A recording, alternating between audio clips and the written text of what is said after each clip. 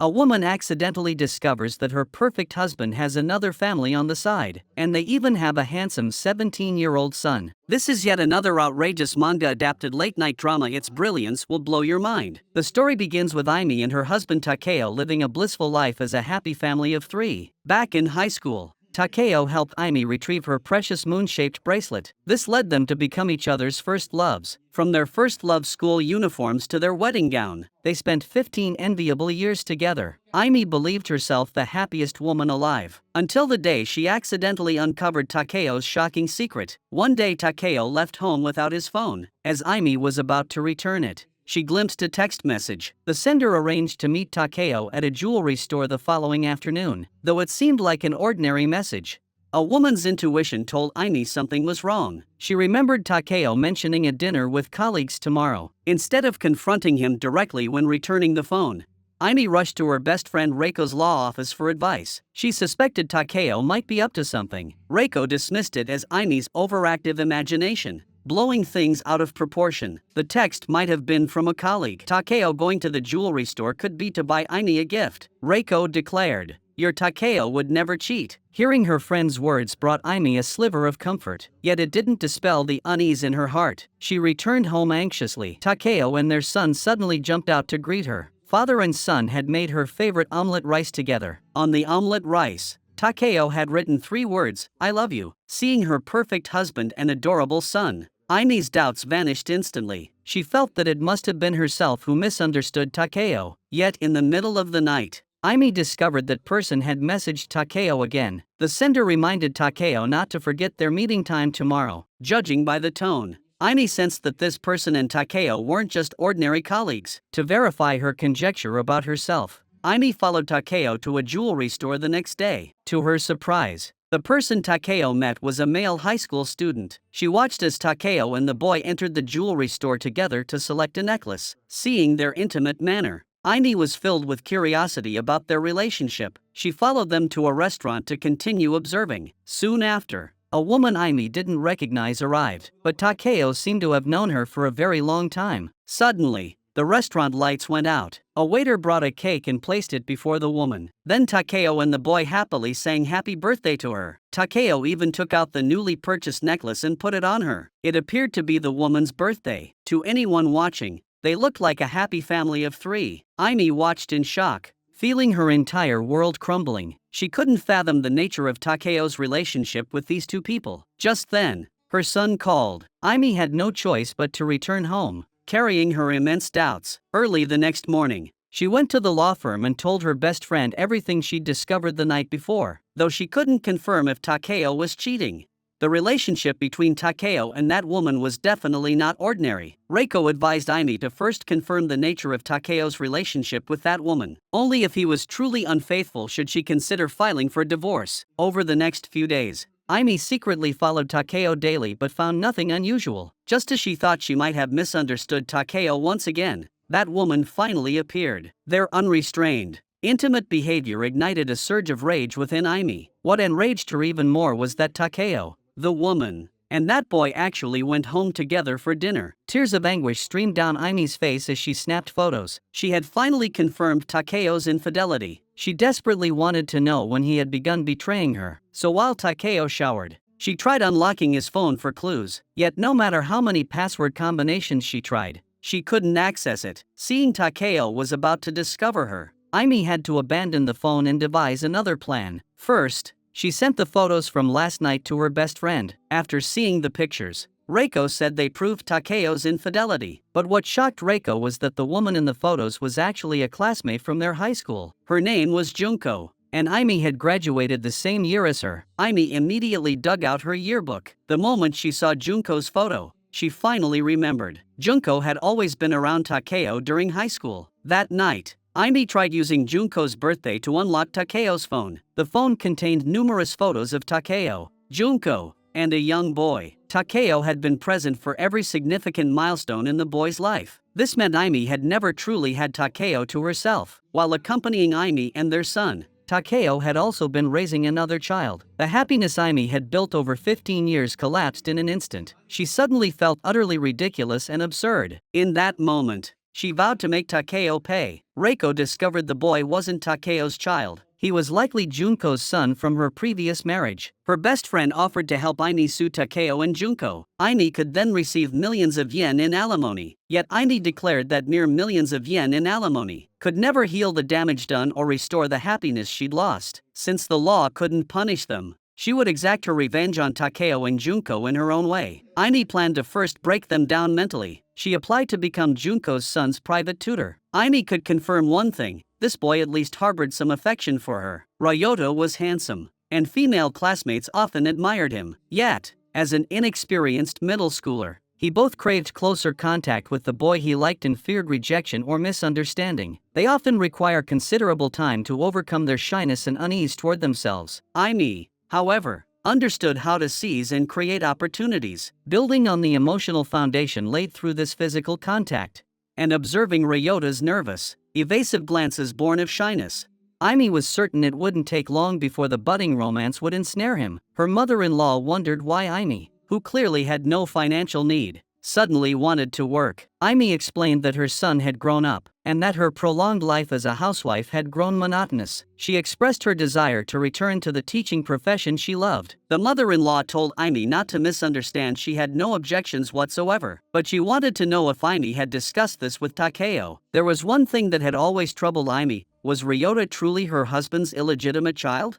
Ryota's English grades were less than ideal, and the final exams were approaching. Aimi wanted to tutor him privately, to make studying less tedious. She planned to set goals and rewards for him. Then Aimi's gaze fell on the game-themed keychain hanging from Ryota's backpack. She told him that she, too, played that same game. Hearing his teacher played it, Ryota's previously dull eyes suddenly sparkled brightly. Whenever games came up, the usually nervous Ryota became confident and composed. Aimi promised that if Ryota scored above 85 on the final exam, she'd gift him a set of game skins and help him level up together. In truth, Aimi had already privately researched Ryota's interests to bridge their gap. Ryota opened up and lowered his guard. The next step was to gradually delve into his family situation. Upon learning Aimi had successfully approached Junko's son, Reiko's expression suddenly turned uneasy. She vowed to assist Aimi as much as possible. Yet as someone who had witnessed Aimi and Takeo's entire journey through youth and into happiness,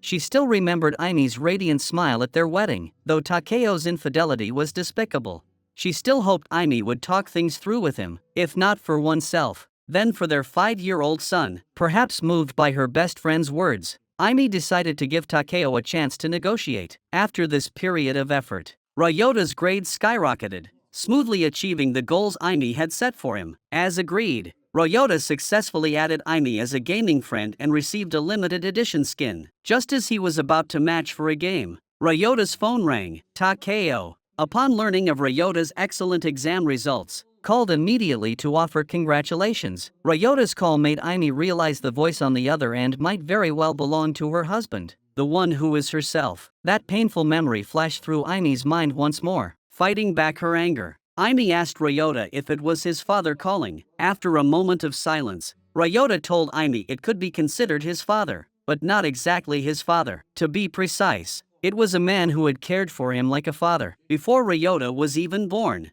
his biological father had abandoned his mother. He had no memory of his biological father, and his mother refused to discuss him. From the moment he could remember, this man had always been by his side. Because his mother worked extremely long hours, it was often this man who cared for him. As he grew slightly older, he learned the man was his mother's boyfriend. Over time, he simply grew accustomed to their life together. Aimi forced herself to remain calm as she asked Ryota if he'd ever wondered why they never married. The question left Ryota momentarily speechless. Just then, a teacher from the guidance office notified Ryota that his mother had fainted and was currently in the hospital. Upon hearing the news, Ryota rushed out the door in a hurry. Even though Ryota had now revealed that Takeo wasn't his biological father, Aimi still felt uneasy. If Takeo found out Junko had fainted, would he be just as frantic as Ryota?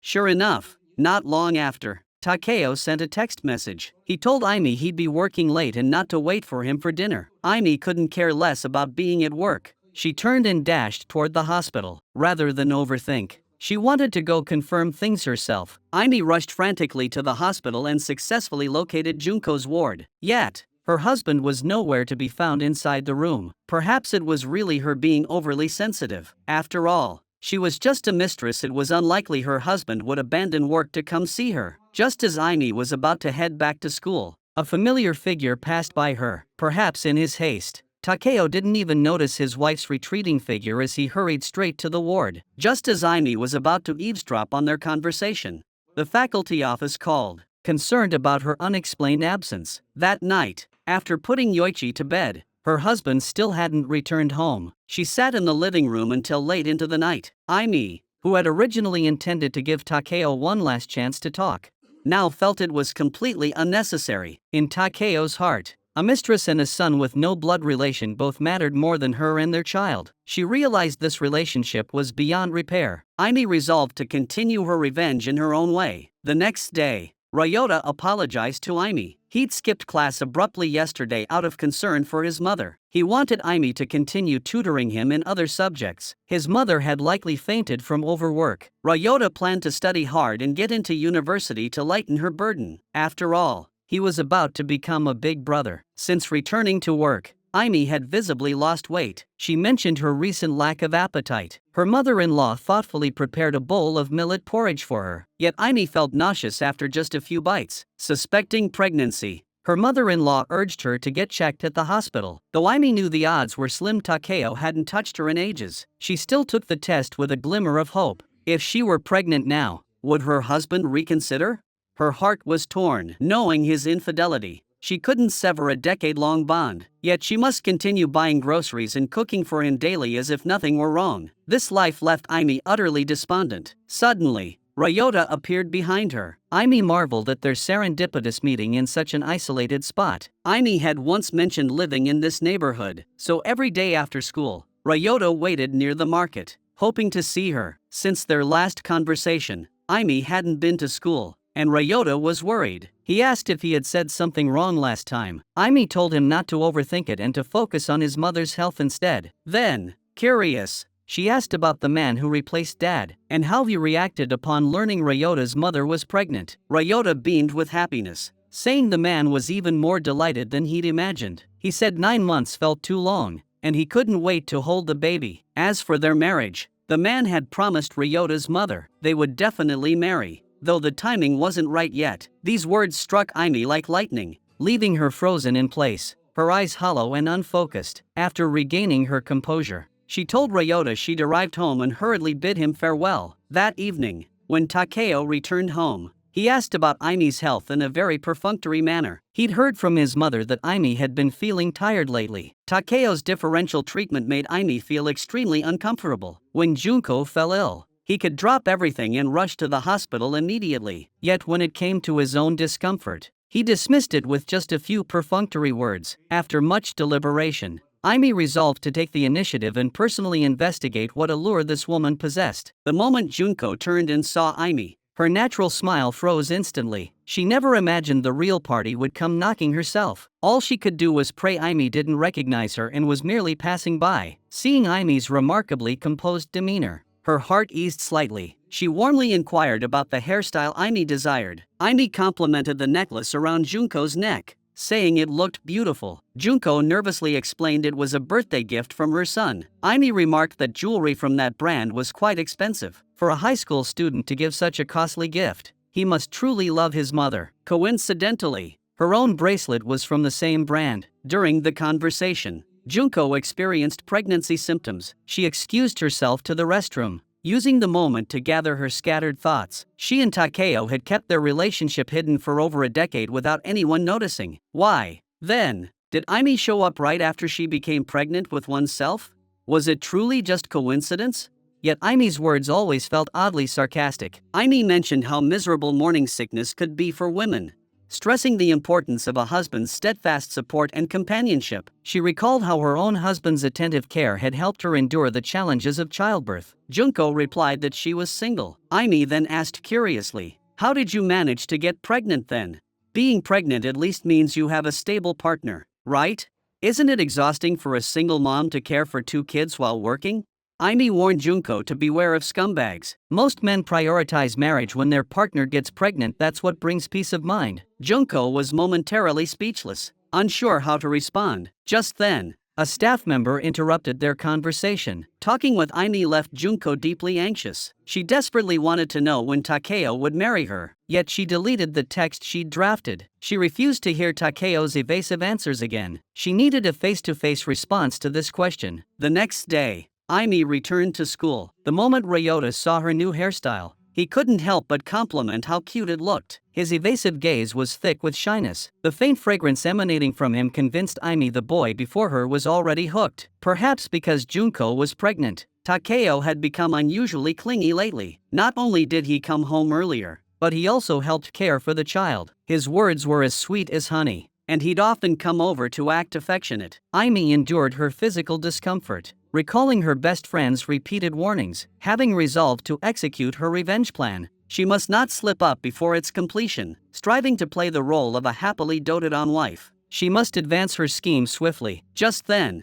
Ryota proactively messaged Aimee, inviting her to meet at a cafe this weekend. Junko also seemed to notice her son's recent odd behavior. A bottle of men's cologne now sat on his desk. He, who was usually only interested in games, suddenly recalling her conversation with Aimee, which only deepened her unease. With a heavy heart, she opened Ryota's laptop. A suggestive chat log appeared before her eyes, though she didn't know who was on the other end. A powerful sense of dread washed over her. She jotted down the cafe address and meeting time, intending to personally confirm who her son was meeting, but she found the place deserted. By then, the two had already left. Aimee was curious why Ryota suddenly wanted to meet her. It was because last time, when asked about his family situation at Aimee's doorstep, he had been evasive. At that moment, he clearly sensed Aimee was upset. After returning home, he kept reflecting on it. Aimee told him not to misunderstand. With exams approaching, students' family situations could easily affect their performance. Ryota explained it wasn't that he didn't want to talk, but his family situation was complicated and hard to explain in a few words. Aimee asked Ryota if he trusted her. Ryota immediately gave an affirmative answer. As far as he knew, the man who had replaced his father had a family. Such a situation would certainly be despised by others, but he felt his mother wasn't at fault. He could sense that his mother and that man were mutually drawn to each other. Meeting someone you love was the most beautiful thing, even if that man had another family. As long as it made his mother happy, that was enough. Ryota argued that a family-oriented man like Takeo had meticulously cared for Aimee and her son for over a decade, even without a formal marriage. For such an upright man to betray his family, the problem must lie within that family itself. Aimee was shocked by Ryota's worldview, finding it utterly self-centered and full of unfounded assumptions. Why didn't he consider that their own misconduct might be pushing another family into ruin?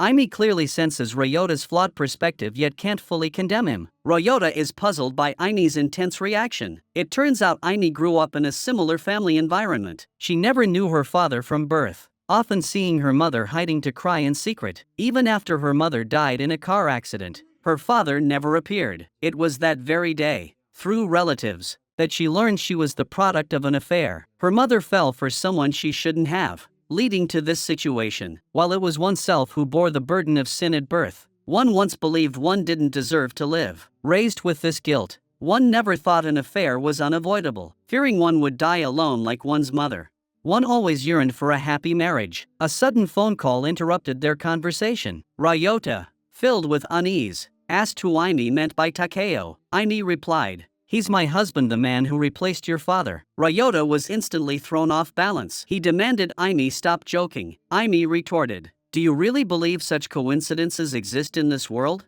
You destroyed my family. I hate you both. I hate you both." With that, Aimee stormed off without looking back. Junko, unable to find her son, was troubled. She sensed Aimee was somehow involved. If her son had been harmed, she wouldn't let Aimee off easy. Aimee, having calmed down slightly, realized her emotions had gotten the better of her. She hadn't anticipated Ryota lived in a family devoid of guilt. This only fueled Aimee's anger further. Junko tracked down a park near Aimee's home and spotted Takeo alone with the baby. This confirmed her suspicion that Ryota's date was Aimee. She learned from Yoichi that Aimee had gone out with a friend. Even Takeo didn't know which friend it was. He never pried into Aimee's personal life. Junko waited anxiously until late at night for Ryota to return home. Just as she was about to confront him, Ryota headed straight for his bedroom. He opened his laptop to find Aimi had blocked him. A wave of disappointment instantly washed over him. The next day, classmates told him Aimi had quit her job. Reiko thought Aimi had acted far too impulsively. All the groundwork for their revenge plan,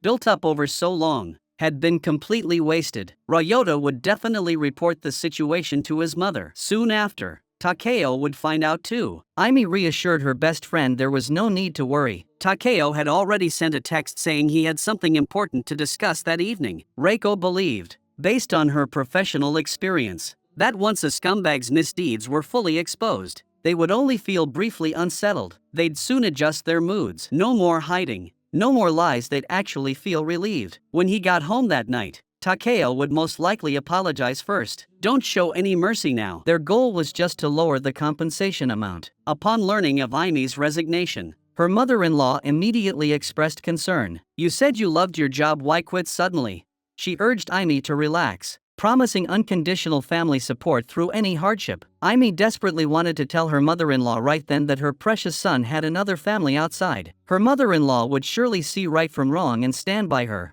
making Takeo apologize and admit his fault. After this brief fantasy, Aimi quickly pulled herself back to reality. This relationship was probably beyond repair. Just as her best friend predicted, Takeo apologized to Aimi the moment he got home. Takeo said he heard from Yoichi that mom had been crying a lot lately and blamed it all on dad, though one didn't know exactly what had upset Aimi. As her husband, one felt one should apologize first. Juggling work and childcare must be incredibly stressful. One hoped Aimi would speak up if she felt overwhelmed as family. They would share the burden together. In truth, Ryota hadn't told Junko about the school incident at all. Aimi immediately shared this with her best friend. One wondered if Ryota's lack of time to tell his mother was due to the approaching exams. Reiko dismissed this as unlikely. Ryota lived with his mother. They had ample opportunities to meet, and if he truly wanted to tell her, he could have texted or called. Clearly, Ryota didn't want to bring it up. If that was the case, Reiko thought Ryota showed potential to be on her own side. Analyzing the situation, it seemed highly probable Ryota had fallen head over heels in love. Though it felt unethical, she sensed Ryota still held value. Ryota silently waited outside the office for weeks without seeing any sign of Aimi returning to work. He finally mustered the courage to go directly to Aimi. Junko received a call from the school reporting that Ryota had skipped class without reason and left early. After her initial surprise, Aimi quickly devised a countermeasure. She guessed Takeo probably didn't know she knew Ryota. Takeo defended himself, explaining Ryota was merely the son of a university clubmate he'd met only a few times. To ease the tension, Takeo awkwardly introduced himself and his family to Ryota. He told Aimi to go home first, then pulled Ryota aside under the pretense of catching up. Back home, Yoichi remarked to Aimi that the older man and an older woman looked strikingly similar. This comment unsettled Aimi. Junko might have already caught on. Would she also seek revenge on her son? One who is, after all, every mother's soft spot?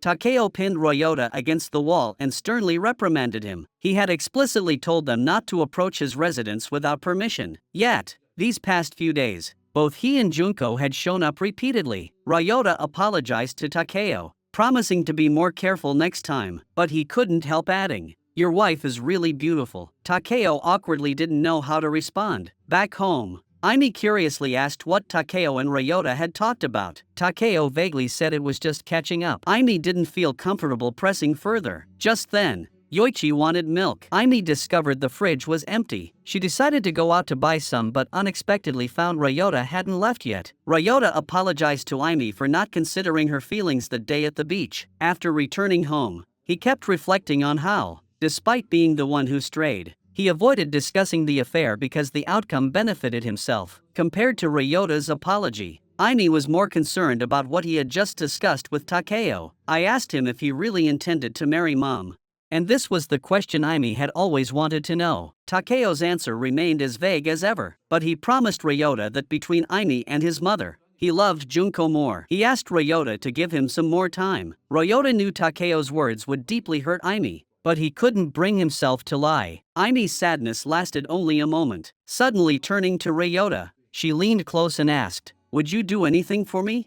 When Aimi returned home late that night, she overheard Takeo on the phone, his voice sounding extremely agitated, though she caught only fragments of the conversation. The information was enough to shock her. Aimee couldn't help but ask Takeo who he'd just been talking to. He explained it was work-related. His subordinate had been making frequent mistakes lately, affecting their month-end performance. Though he managed to gloss over it, Takeo still felt uneasy. At this critical juncture, he absolutely couldn't afford any mistakes. He asked Aimee if she was free on Friday, their wedding anniversary. They hadn't celebrated with a meal together in years. To show his sincerity, Takeo planned to choose a high-end restaurant. Incidentally, he also bolstered his image as a good husband in front of his colleagues, adding another layer to his reputation. After returning home, his mother reminded Takeo that it had been ages since he celebrated their anniversary with Aimee. She urged him to choose a gift with genuine care. Idle. She had picked out a diamond accessory and called Takeo over to see it. Treat Miss Aimee well,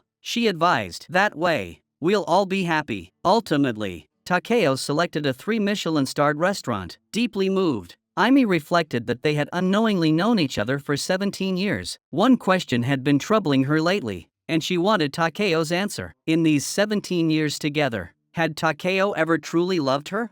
Just then, Aimee's phone rang. The hospital notified her that her grandfather had collapsed. Takeo offered to accompany her, but Aimee declined. She wanted him to stay and seriously consider the question she'd just asked. The doctor informed Aimee that her grandfather's cancer had metastasized, and the prognosis was grim. Aimee felt deeply guilty. Over the years, she had devoted most of her energy to herself, neglecting her grandfather's health. Her grandfather told her not to blame herself. Birth, aging, sickness, and death were all part of life's natural cycle. He knew he didn't have much time left. Before he passed, there was one very important thing he needed to tell Aimee. He asked Aimee if she knew the origin of the bracelet. Aimee only knew it was her mother's keepsake. Her grandfather revealed the bracelet was a token of love given to Aimee's mother by the chairman of Tsukishiro Jewelry. This man named Shota was Aimee's father. Aimee's mother had once worked as a saleswoman at Tsukishiro Jewelry. Unexpectedly, she caught the eye of Shota, the chairman of the Tsukishiro Group. Soon after,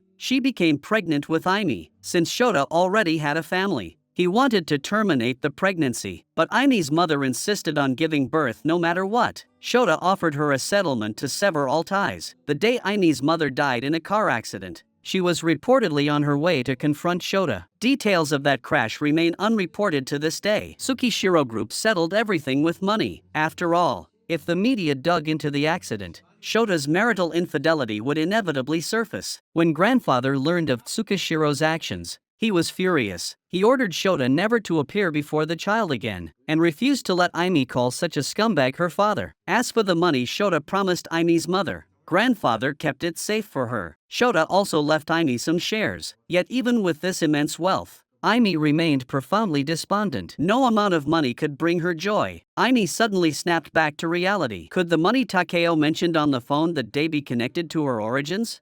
She recalled how Takeo frequently followed news about Tsukishiro Jewelry and often bought gifts there. But if she herself didn't know this secret, Takeo certainly couldn't have known either. Upon returning home, her mother-in-law inquired warmly about her grandfather's condition. Seeing Aimee's low spirits, she kindly crouched down to comfort her. Aimee couldn't help but feel that though life was tough, she was fortunate to have such a kind and considerate mother-in-law. Just then, her mother-in-law's phone, left on the table, suddenly rang. Aimee instinctively turned to look and accidentally caught sight of several text messages from Takeo. After her mother-in-law left, to confirm her suspicions, Aimee logged into her mother-in-law's social media account on the computer and discovered they had a private chat group. In the group, they were discussing when Aimee's grandfather would die. Aimee found it hard to believe everything up to this point had been an illusion. Junko even directly addressed Takeo's mother as mother-in-law in the group. Intimate photos of the three further proved the mother-in-law had sided with Junko from the start. Haruko returned with pastries and continued feigning concern for Aimee. Aimee played along with the mother-in-law's act. To uncover how they learned oneself's true origins,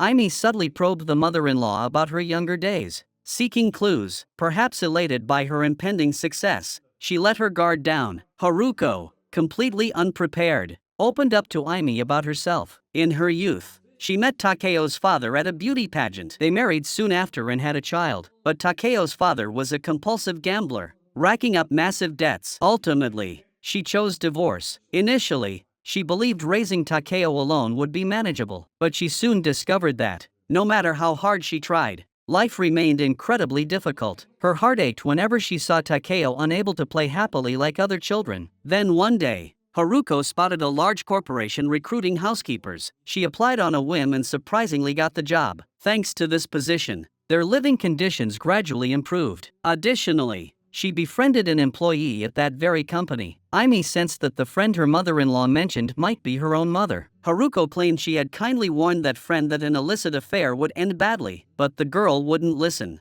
And in the end, she was not only abandoned but also lost her job. The truth was, after learning about Shota and Aimi's mother's affair, Haruko secretly gathered evidence by filming them. She then sold the evidence to a weekly magazine, forcing Aimi's mother to sever ties with Shota. After the scandal broke, Haruko was also expelled from Shota's household. This only strengthened Aimi's conviction that the friend her mother-in-law mentioned was indeed her own mother. Later, Haruko accidentally discovered Shota's plan to use money to cover up the existence of his illegitimate daughter, fueling her jealousy further. Then fate intervened. The high school attended by this illegitimate daughter happened to be the same one Takeo attended. Seeing this as destiny's plan, she urged Takeo to pursue Aimi, though Takeo explicitly stated he already liked another girl.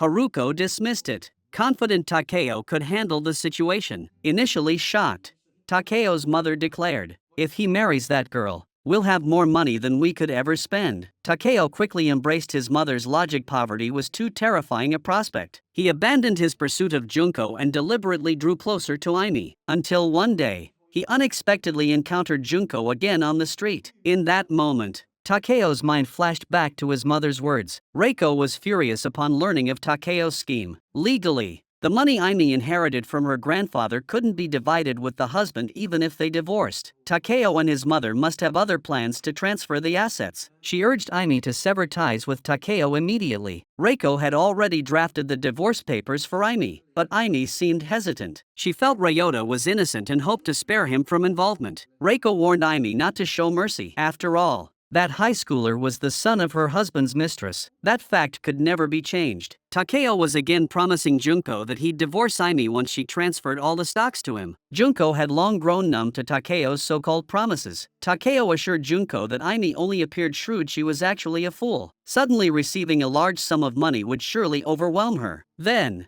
all he'd have to do was tell her it was for financial management, and Aimi would immediately transfer all the money over. Takeo urged Junko to be patient, as the divorce required numerous procedures. They would also need to change Yoichi's registered name to Kazuo. Mentioning Kazuo suddenly alerted Junko. She rushed to Ryota's bedroom and pulled out his test papers. She discovered Ryota's tutor was also named Kazuo. This couldn't be a coincidence. All clues pointed to what Junko suspected. Early the next morning, Ryota packed 2 large bags. Junko asked where he was going, but Ryota ignored her. She urged him to stay clear-headed and not let lust cloud his judgment. Takeo and his mother were his true allies. He mustn't be manipulated by a woman. Aimi's sole purpose was revenge. Ryota declared that he knew everything even if exploited. He accepted it willingly. His words shattered Junko completely. She couldn't comprehend why her son would choose Aimi's side, knowing she was using him. Ryota confronted his mother. "You know Takeo is a married man, yet you maintain an illicit relationship with him. Isn't that wrong in itself?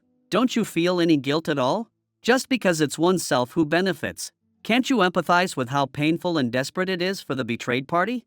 How can you, as the perpetrator, have the nerve to act so righteous?"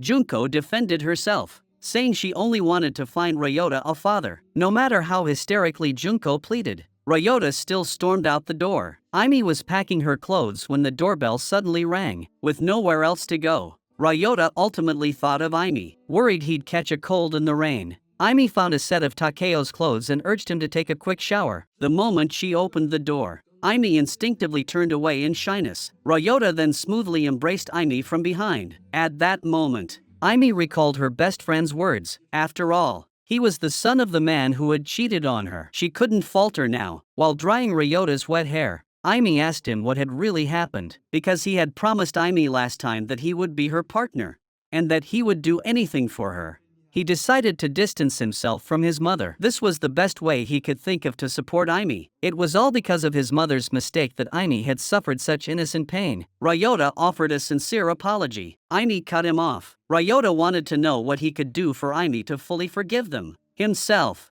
Aimee gave no response. When the rain stopped, Aimee still sent Ryota home. Soon after, her grandfather's condition worsened again. On his deathbed, he mustered his last breath to tell Aimee, "I'm sorry," for Takeo and his mother. The day they'd been waiting for had finally arrived. Just as they secretly gloated, a familiar figure entered the funeral hall. It was none other than Aimee's father, Shota. The sudden appearance of a father absent from Aimee's life for over 30 years brought an ominous foreboding. The next moment, Aimee's actions sent waves of unease crashing through them. Unexpectedly, Aimee chose to take the initiative. She told Shota she'd learned her origins from her grandfather, but she was deeply curious about what happened the day her mother was in the car accident. With matters having come to this, Shota had no intention of hiding anything. Coming to attend Aimee's grandfather's funeral, he had prepared himself to confront the past. He intended to tell Aimee the whole truth. 32 years ago, he had fallen for Aimee's mother at first sight. At that time, he had just taken over the Tsukishiro group. His parents had arranged a family marriage for him, one he was not satisfied with. The heavy expectations placed upon him by his elders felt like a mountain crushing him, leaving him breathless. Aimee's mother's companionship had eased that burden, until the day she became pregnant with Aimee. He thought he finally had leverage to negotiate with his father and demand to marry Aimee's mother. But he was too young at the time for wealthy tycoons in high society. Love was merely a condiment for life. Marriage had to be tied to interests. Setting aside that Aimee's mother's humble background fell far short of his parents' standards. Now, with the newspaper exposing her affair, his father demanded he sever ties immediately to protect the family's honor, threatening dire consequences if he failed. Left with no choice, Shota had to compromise. Until the day of the accident, when Aimee's mother risked everything to find him again, she begged him to secretly see his daughter. Just once. As her father, as a mother, she could sense the loneliness deep within Aimee's heart. The wish she made on her 5th birthday was to see her father. In that moment, Shota truly understood both mother and daughter's feelings, but he knew even more clearly that meeting Aimee rashly might bring further misfortune upon this innocent pair. And precisely on that day, Aimee's mother was involved in a traffic accident. This incident still weighs heavily on his conscience to this day, though he knew he had no right to ask Aimee for forgiveness. Shota promised that from now on, whatever Aimee needed from him, he would do everything in his power to help. Aimee insisted there was no need to wait. She had a request right now. She revealed her entire situation to her father. Back home, Haruko, the drama queen, feigned complete ignorance, feigning shock at Aimee being the illegitimate daughter of a tycoon. She subtly hinted that after so many years apart, Aimee and her father must have much to discuss. Aimee stated that since her father hadn't shown his face in over 30 years, there was naturally no emotional bond. Meeting would only lead to talk of money. Haruko inwardly rejoiced everything unfolded exactly as she'd envisioned. After 17 agonizing years, she could finally ascend to the pinnacle of life. Yet she must conceal this joy, keeping it buried deep within. She continued feigning concern, urging Aimee to take care of yourself and move forward. Money matters, she said, could be discussed together later. The immediate priority was to see her grandfather off on his final journey. Haruko had no heart for Aimee or her grandfather at that moment. Her mind was already scheming about where to travel next. Yet dreams are as beautiful as reality is cruel. Suddenly fired by her employer, Haruko was still somewhat stunned, but she quickly recovered. After all, a huge sum of money was about to come her way. Perhaps this was fate preparing her for a new life, making her realize she didn't need to work so hard juggling multiple jobs. But when other employers began firing her one after another, she finally sensed something was amiss. Already feeling guilty, Haruko's first suspicion naturally fell on Shota. Returning home, she probed Aimee about what she'd said to her father that day. Haruko felt only that Tsukishiro Group could be behind her string of job losses. Seeing her mother-in-law's distraught state, Aimee had no intention of hiding anything. "You're right, I did it." Hearing Aimee's admission, Haruko nearly fainted from shock. "Why did you do this?" Haruko demanded. Aimee urged her mother-in-law to calm down, offering to reintroduce her as a maid to the Tsukishiro household. That day, Shota learned Aimee's mother-in-law was the one who sold his affair to the weekly magazine. He had no intention of letting her off the hook. Upon hearing this, Haruko's legs gave way, and she collapsed to the floor. Aimee stepped forward to remind her that she'd better think twice about her plans for shopping and traveling. "You'd be wise to abandon every last one of your delusions." Hearing Aimee's words, The mother-in-law's defenses crumbled instantly. She demanded to know why Aimee had deceived her. Aimee couldn't help but marvel at how the mother-in-law could accuse others with such righteous indignation. The commotion outside roused Yoichi. Haruko turned and lashed out at her grandson. She realized too late that she'd already crossed the line. Now that Yoichi despised her, Aimee's last lingering concern was resolved. She seized this chance to sever all ties with the Haruko family once and for all. Meanwhile, the clients Takeo had painstakingly secured began canceling their contracts. Before he could grasp what was happening, a colleague informed him a handsome young man sought him out. That man was Ryota. Takeo appeared flustered by Ryota's sudden visit. Before he could devise a response, Ryota bluntly declared before everyone, "I want you to separate from my mother." With the affair exposed, the image of Takeo as a devoted husband built over decades crumbled completely. Losing his composure, Takeo vented his fury on Ryota. He demanded, "Why couldn't you talk to me privately? Why come to my workplace to harass me? Did you ever consider the consequences?"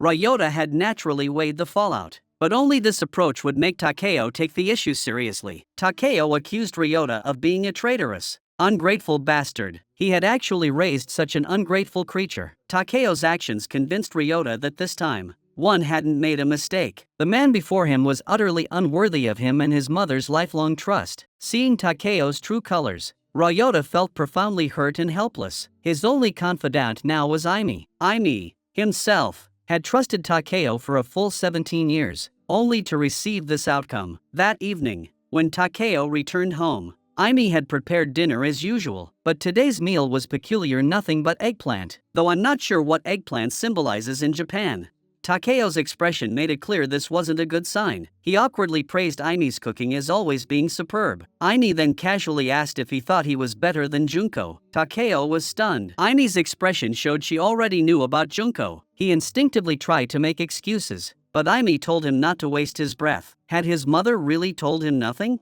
Takeo hastily pulled out his phone, revealing over a dozen missed calls from his mother. He begged Aimee to calm down and give him a chance to explain, but Aimee slammed a stack of incriminating photos onto the table. Even confronted with this evidence, Takeo refused to fully come clean. Suddenly remembering Yoichi, he tried to appeal to Aimee through his son. Seeing her husband's duplicitous face left Aimee both amused and exasperated. She advised Takeo to focus his energy on caring for Junko's unborn child instead. Only then did Takeo realize Aimee hadn't lied, she truly knew everything. He pleaded with Aimee to consider their 17 years together and grant him a chance to reform. But Aimee produced the divorce agreement she'd already drafted. Both her husband and mother-in-law had received their due punishment. Aimee's next step was to confront Junko, yet Junko beat her to it, falsely accusing Aimee of moral corruption using her position as a teacher to seduce her son. Driven mad, Junko demanded Aimee hand over her son immediately. Ryota had been missing for a week. Now she had every reason to suspect Aimee had kidnapped the high schooler. This was a crime. Did an affair deserve forgiveness just because it wouldn't land her in jail?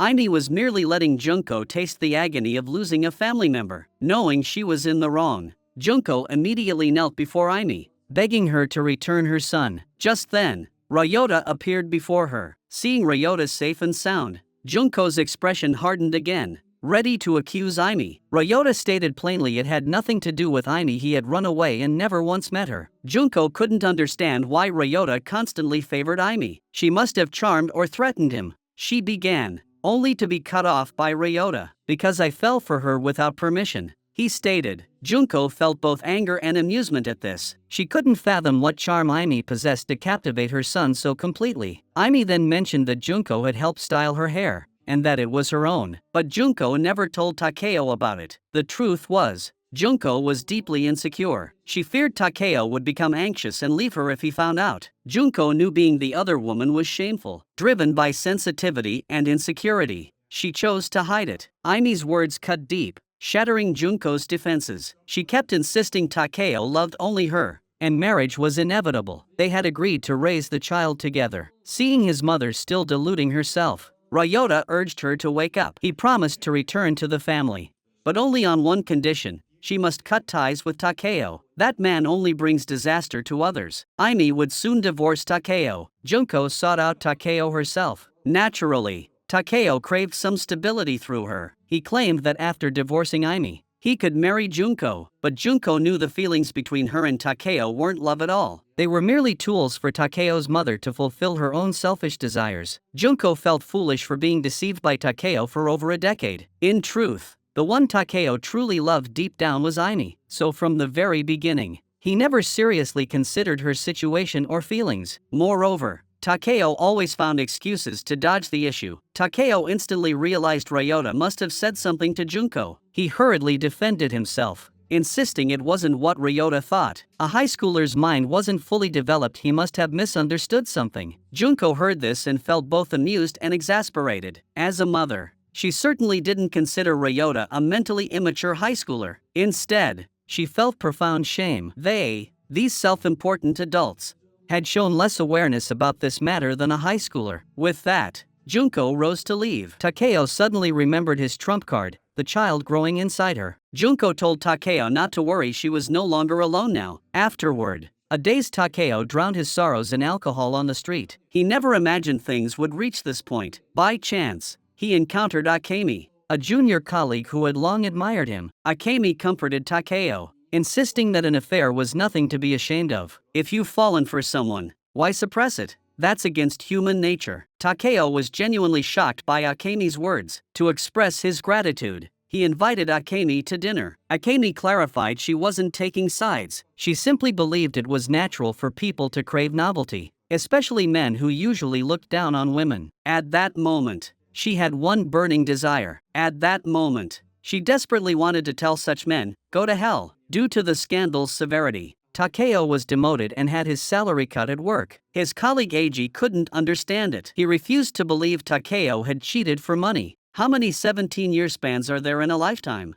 If he hadn't truly loved his wife, how could he have endured those 17 years? The thought was terrifying. If Takeo hadn't genuinely loved Aimi, how could he have persevered all this time?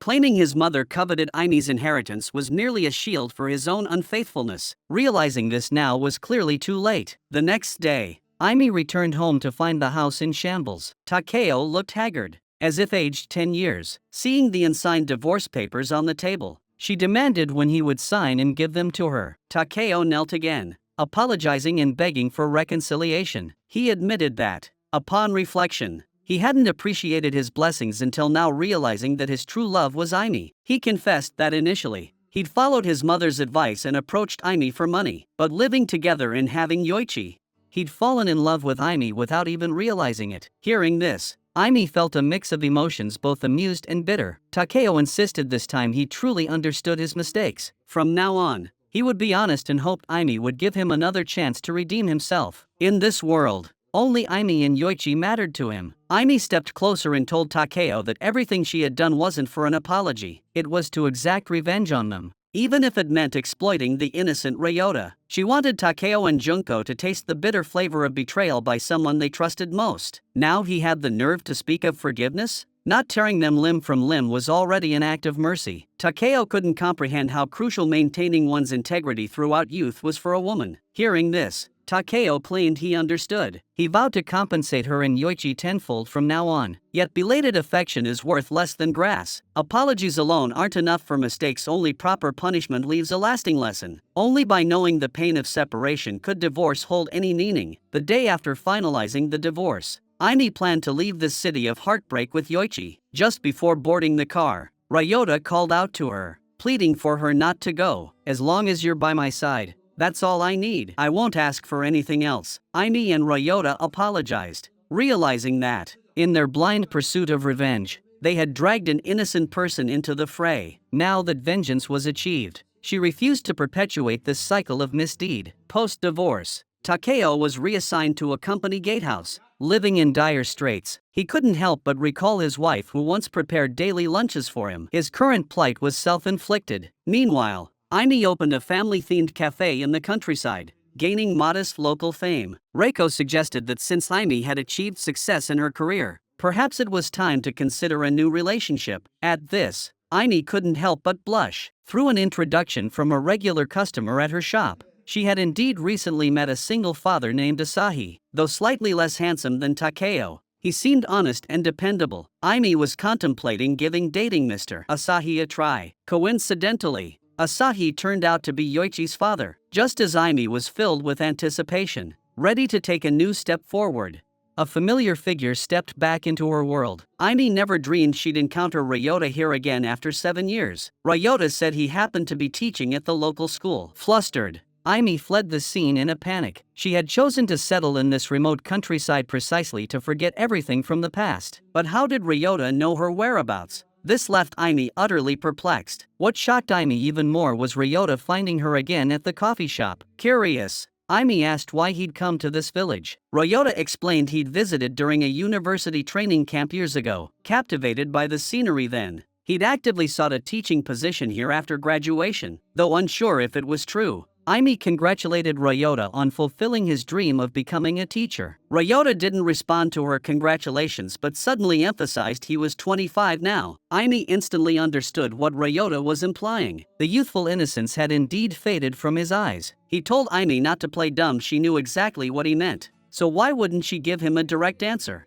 All these years, his feelings for her had never changed. Just as he was about to utter something even more sentimental, Asahi and the other parents happened to walk into the shop. Watching Asahi and Aimi chatting and laughing together so naturally, Ryota's face darkened with displeasure. The mothers nearby couldn't help but praise Ryota's handsome looks, surely inherited from his mother's excellent genes. Their conversation instantly dragged Aimi back into unpleasant memories, though Ryota knew these topics were sensitive. His youthful naivety left him unsure how to politely decline the enthusiastic parents. Asahi, however, keenly noticed Aimi's unease. The mothers, seemingly oblivious to the tension, asked Ryota for a photo of his sister and then rushed over to Aimi, showering her with compliments about how adorable she was. Aimi could only force a smile and nod along. After everyone finished their meal and left, Asahi even took the initiative to ask Aimi out for a date alone over the weekend. Ryota immediately shot Asahi a hostile glare, then turned his gaze to Aimi. To his surprise, Aimi actually agreed to Asahi's date request. Ryota looked utterly dejected. On the verge of tears, he left reluctantly, his face etched with bitterness, thinking Ryota would back down. Aimi was surprised when he returned that evening. She hoped Ryota would accept their relationship as parent and teacher. Ryota declared he couldn't accept Aimi dating Mr. Asahi. Aimi declared she wanted to start a new life here. Ryota intended to try one last time, but Yoichi suddenly returned home, forcing Ryota to retreat for now. On Sunday, Aimi closed the shop for the day to meet with Asahi. Yoichi offered support, saying he'd stay at a friend's place tonight and not to worry about him. Asahi remarked how precocious kids are these days. His daughter had said the same thing. Watching his daughter grow day by day, Asahi genuinely wanted to find her a mother. After all, there are many things a girl going through puberty finds hard to discuss with her father. Though she agreed to date Asahi, Aimi still didn't plan to start a relationship with him right away. She told Asahi everything about herself, revealing she was a deeply dark person with an intense desire for revenge. Asahi told Aimi not to blame herself. Truly dark people never feel pain. On the way back, Asahi remained curious about the nature of Aimi's relationship with Ryota-sensei. That day, he could clearly sense Ryota and Aimi acted like old acquaintances. Given that, Aimi saw no reason to hide it. She told Asahi that Ryota had once been her student, and they'd unexpectedly reunited in this rural backwater. As she bid Asahi farewell, Aimi received a text message. Ryota still hadn't given up. He mustered his courage once more, hoping to talk to Aimi. At the same time,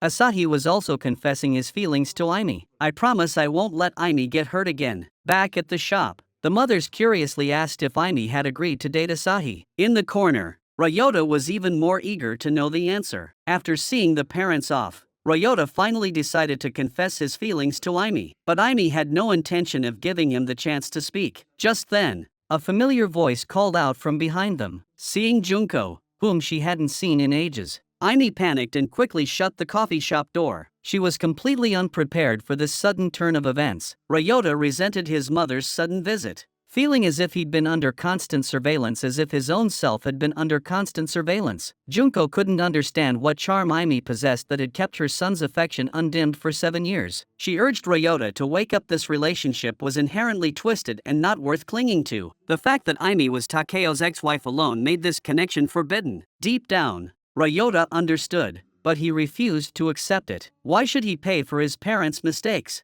He returned to the cafe to apologize to Aimi. He'd been so careful, yet his mother still tracked him down. This must have caused Aimee trouble, perhaps fearing the loss of his only support. His mother's controlling nature had intensified over the past 7 years. He'd become hypersensitive whenever he interacted with any woman. Now that his sister was 7, she could easily manage without his care. That's why he'd come to this city without telling his mother. Aimee seemed to grasp what Ryota was trying to convey, yet she couldn't offer any response. As she tried to leave, Ryota pulled her back into his arms. He understood Aimee's predicament and wasn't demanding an answer. He only hoped she would fulfill their promise from 7 years ago. After getting into university, accompany him to the aquarium in Kanagawa Prefecture. Faced with Ryota's earnest gaze, Aimee found herself unable to refuse. Meanwhile, Junko had no choice but to seek help from Takeo. After his divorce, Takeo's home was a chaotic mess, piled high with trash. After being disciplined by Aimee, Haruko had become much more subdued. She locked herself in her room all day, unwilling to speak to anyone, even to herself. Learning about Ryota and Aimee's situation left Takeo utterly stunned. The usually slow-witted Takeo finally grasped the truth. Junko urged Takeo to think it through. If Ryota and Aimee truly got together, it would inevitably make everyone's relationships even more complicated. Public opinion would be impossible to control. She wanted to prevent the situation from escalating and hoped Takeo would cooperate. By the weekend,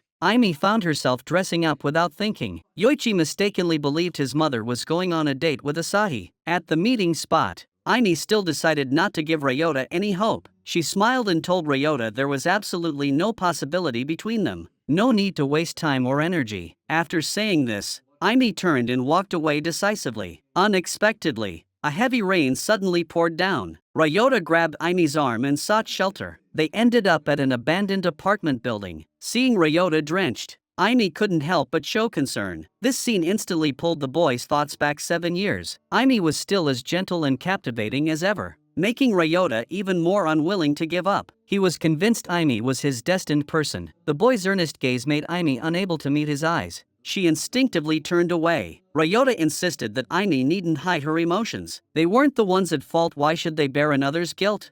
If Aimee insisted on shouldering all blame, he'd gladly share it with her. An ambiguous atmosphere instantly filled the room. Just as their lingering moments were cut short, an untimely phone call shattered everything. Yoichi discovered his mother wasn't actually on a date with Mr. Asahi today. He urged her to come home early to be with oneself, especially since it was pouring outside. This call caused Aimee's rationality to once again give way to her emotions. After hastily apologizing to Ryota, she fled the scene. The feelings she had suppressed for 7 years were finally exposed. She didn't know how to face Ryota next, nor how to respond to Asahi's confession. Just as she was caught between a rock and a hard place, Asahi took the initiative to reveal that he had actually witnessed Ryota hugging Aimee that day. He promised to keep it confidential, though he remained curious about the nature of Aimee and Ryota's relationship. With matters having reached this point, Aimee had no choice but to reveal the entire truth to Asahi. Hearing this, Asahi felt even more heartbroken for Aimee. He believed Aimee shouldn't bear the guilt alone. Like her, he too had been betrayed, so he understood that pain. There was no need to sink back into pointless emotional turmoil. Aimee understood Asahi's unspoken warning. Pursuing a relationship with Ryota would inevitably bring unhappiness. Yoichi confronted Ryota, demanding he stop harassing his mother. He explained that upon returning home that day, he'd overheard fragments of a conversation between Ryota and his mother. Though he couldn't grasp the exact meaning, he sensed his mother's intense resistance. Not wanting to cause her further distress, he pleaded with Ryota to leave her alone. This scene mirrored his own past attempt to persuade Takeo to stay away from his mother. The next day, Aimee learned from Asahi that the coffee shop had been flooded with negative reviews online. Asahi advised her to report it to the police, warning that rumors would spread quickly in this small town. Aimee hesitated, worried that if Junko was the culprit, reporting it could jeopardize Ryota's job. Seeing her indecision, Asahi grew frustrated. He asked if she'd considered Yoichi's feelings. What treatment would Yoichi face if the rumors spread? Asahi's point was undeniable. The coffee shop's business deteriorated rapidly, and Yoichi soon faced ostracism from classmates. Ryota also desperately wanted to know if his mother had sent the threatening letters. To help Aimee uncover the truth, he bought a ticket back to Tokyo that very night, determined to confront his mother. But the moment he opened the door, a foul stench hit him. The house was in utter disarray. Junko lay motionless, face down on the table. After confirming his mother still had a pulse, Ryota asked where his sister was. Junko suddenly became agitated. "It's been 7 years," she cried. "Why won't you leave me alone?" It turned out someone had recently posted multiple negative reviews on her hair salon's official website. Soon, these rumors spread to her daughter's kindergarten. Junko had no choice but to take her daughter out of school for an extended period and send her back to their hometown. She was convinced Aimi was behind it all. Ryota's words made Junko doubt herself. Learning Aimi had received threatening letters, Junko recalled receiving many herself. Ryota noticed the style matched Aimi's letters exactly. Perhaps he had wrongly accused his mother. The culprit behind these threats clearly targeted both his mother and Aimi. He wanted to tell Aimi immediately, but his mother grabbed his arm. Junko had lost everything. She couldn't bear to lose her only son too. Ryota still decided to move out on his own. Though this trip home hadn't uncovered the real culprit, at least it confirmed the perpetrator despised both Aimi and his mother, seeking to ruin both their reputations simultaneously. After much deliberation, Ryota found Takeo highly suspicious. Could it be that he had exploited this wave of public opinion to convince Aimi to reconcile with him? So he went straight to Takeo's residence. Facing Ryota's accusations, Takeo looked utterly bewildered. He insisted he had no reason to hurt Aimi again, but Ryota pointed out that only a handful of people knew his sister was illegitimate. Takeo conceded Ryota's reasoning made sense. Just then, Haruko abruptly opened the bedroom door. She berated her son for still being unable to let go after 7 years. Haruko urged him to turn himself in at the police station, warning him not to let hatred blind him any longer. Just then, Aimi appeared. She told her mother-in-law to stop playing games. "Have you forgotten my father is the chairman of Tsukishiro Group? Have the legal department request information disclosure. The truth will surface quickly." And we recovered fingerprint evidence from the threatening letters. Initially, Aimi had suspected Junko, but 7 years ago, Junko chose Ryota over Takeo. Only Haruko had a prior record. To achieve her goals, she'd exploit her own son. Seeing no point in defending herself, Haruko dropped her facade. She believed this was nothing but karma. It was all Aimi's fault for making her endure 7 years of hell. Unable to find any job, she was ridiculed wherever she went. Ryota couldn't understand Haruko's motive for targeting his mother. Haruko grew even more displeased at the mention of Junko's name. Back then, it was Takeo and Junko who had the affair. Why had Junko faced no punishment these past 7 years, running her barbershop as if nothing had happened?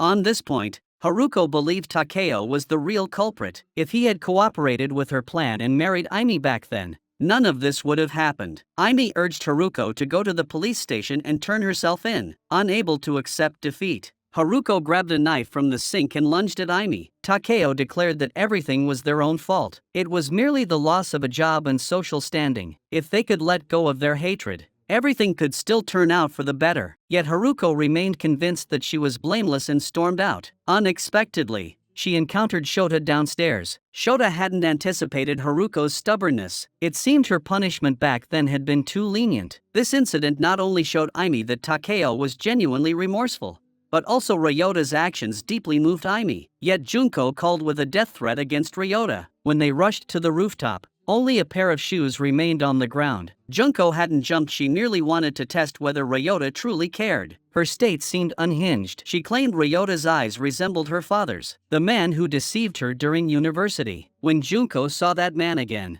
he already had a new girlfriend. Her ordeal reminded Aimi of her own past. In that moment, she felt a deep, visceral empathy for Junko. Junko didn't want to lose Ryota again. Back then, she had chosen her son over Takeo. Now she hoped Ryota would choose himself. Yet Ryota still refused to forgive his mother. He believed she had caused Aimi immense pain until the very end. Watching her son take Aimi's side so completely, Junko broke down again. She insisted it wasn't herself who had seduced Takeo. She too had been deceived by his sweet talk. She was just a naive romantic. Once she saw Takeo's true colors, she walked away without hesitation. Why was Aimi now trying to take her son?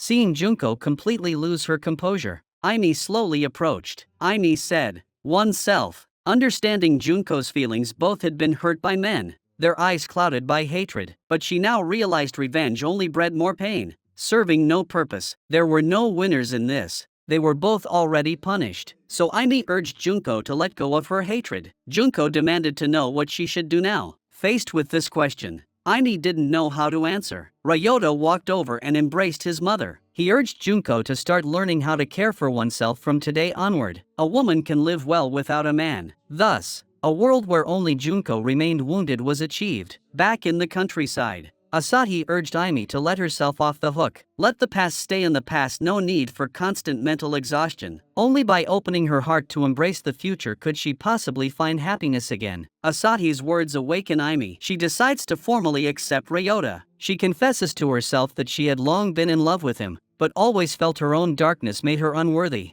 So she deliberately kept her distance. Ryota rises excitedly and pulls Aimi into his arms. He promises he will always protect her. Ryota asks Aimi to give him some time. He planned to return to the big city to further his studies and become stronger, so he'd have the ability to protect Aimi. Aimi desperately wanted to remind him that he was a wealthy woman and he didn't need to strive so hard. But seeing his ambition, she didn't want to dampen his enthusiasm. Time flew by, and a year later, Aimi encountered Shota while visiting her mother-in-law's grave. Curious, she asked about her late mother-in-law's current situation. Shota wondered why Aimi cared about someone who had repeatedly hurt her. Though she had taken her mother-in-law to the police station that day, Aimi hadn't pressed charges, so the mother-in-law was released without charges, and Shota rehired her. However, Shota told Aimi that some people simply couldn't change. Junko had also let go of her hatred and moved on with her life. Takeo worked tirelessly to provide child support for both children. Yoichi's rebellious phase arrived a bit early. He began to grow impatient with Aimi's nagging, yet when he turned to see Asahi's daughter, his demeanor changed completely. Reiko had now become a highly capable lawyer in her own right. Soon after, Ryota returned from further studies and began living a shameless life with Aimi.